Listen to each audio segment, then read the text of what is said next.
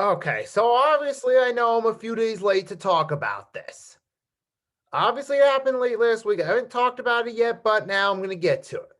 So the Philadelphia Eagles have signed former University of Oregon wide receiver Devon Allen, former two-time Olympic hurdler and former track runner, who will be playing football for the first time since 2016.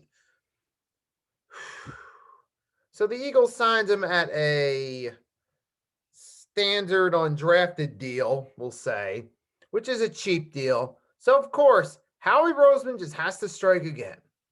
He's the ultimate cheapskate. Well, he does do good with the salary cap. We've missed out on good free agents time and time and time again because of this cheapskate, because he's too afraid to pay people. And that's all it is with Howie Roseman. It's like he does just enough to keep his job, but doesn't really do anything to actually make a real significant difference. Beside that one offseason in 2017, what has Howie Roseman done that's great? What? Exactly. And here we are again. Now he's signing a guy who hasn't played football since 2016.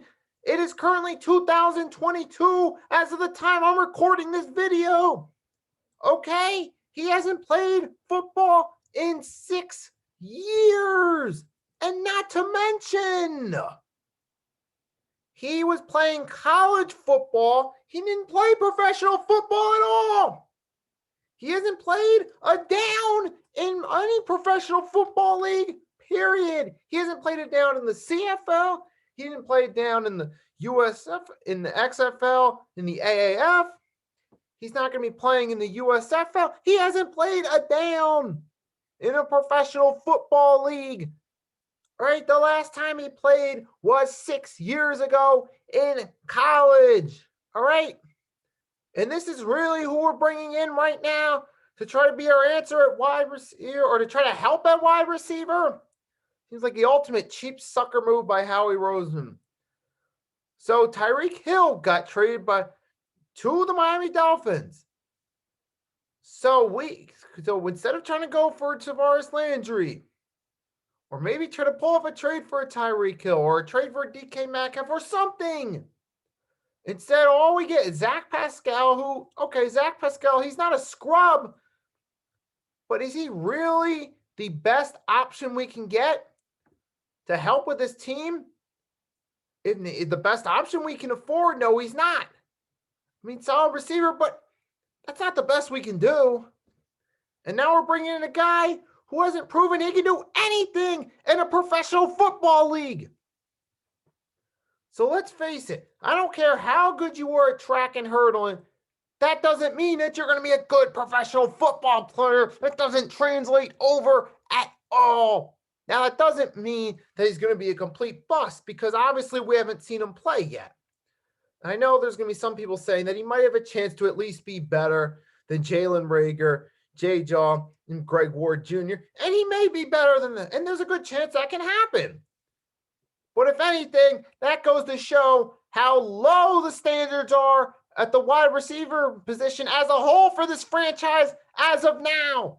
That also ties into the problem we've had with doing a poor job drafting wide receivers over the years and signing guys, is that the wide receiver standard for this team is so low that now if Allen comes in and he's simply better than Jalen Reagor, J-Jaw, and Greg Ward Jr. over the past couple years, that's considered progress. That's the problem with us as the wide receiver position as a whole. We missed out on DK Metcalf and Justin Jefferson back-to-back drafts, and we drafted bust. So that's the problem, ties into the problem we have at wide receiver. That a guy who hasn't played football of any kind since 2016, before the Eagles had a ring, when Carson Wentz just started his NFL career, seemingly to be the Eagles' future franchise quarterback. Devon Allen was taking snaps at wide receiver at Oregon in college. That was the last time he played any sort of football. And this is who we're bringing in right now. And of course, some people might say, well, maybe he has a solid first season. And people point to Jordan Maleta. He's a former rugby player. Okay, yes, he was. But even in his case, to be fair, he started off as a 7th-round pick.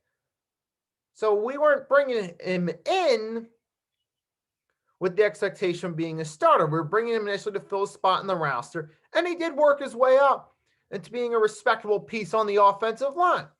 So I'll give him credit. That did work there. But just because he worked with Jordan Maleta, former rugby player, doesn't mean that's going to work every single time you do it. Because more often than not, bringing someone from another sport to play professional football usually doesn't work most of the time. Just because it worked one time a few years back doesn't mean it's going to work here either. And okay, and even in the case of this, okay, if Allen comes in, he has a solid year in 2022. But then what if 2023, 2024 gets used less in the offense and we missed out on the opportunity to get a Tavares Landry or possibly pull off a trade for a big wide receiver? What's going to happen a few years from now if we look back on and say, oh, yeah, okay, yeah, that Devon Allen had a solid first season, but he fell off after that.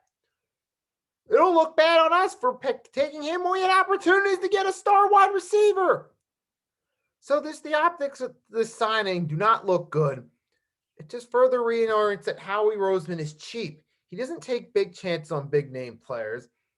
I don't think he truly has confidence in himself to pull off big moves or to see big moves pay off with a successful run. I think ever since we went all in that 2011 Dream Team season, I think he's been afraid to take a chance on truly going all in. But I think deep down inside, plus I think he knows some of the criticism he gets for his job. Howie Roseman knows about the criticism he's gotten over the years for bad drafting. And he knows that the one positive thing about him is that he keeps the salary cap in good shape, keeps us under the cap.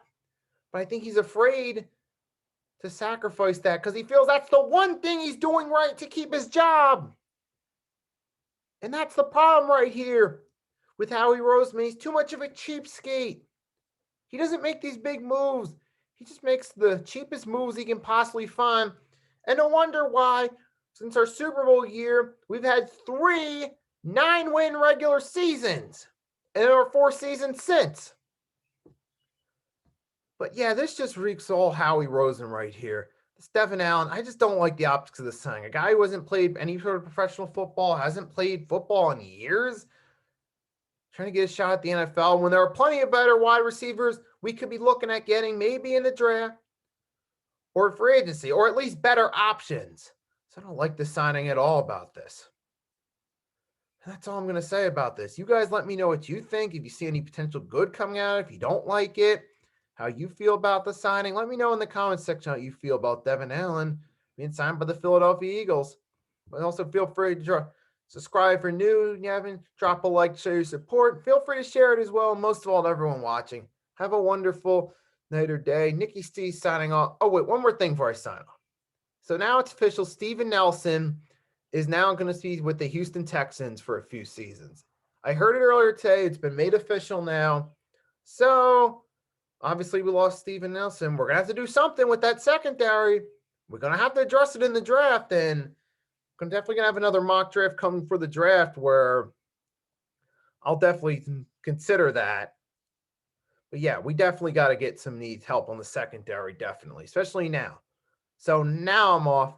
Have a wonderful day today. Nikki Stee signing off, and I'll see you next time.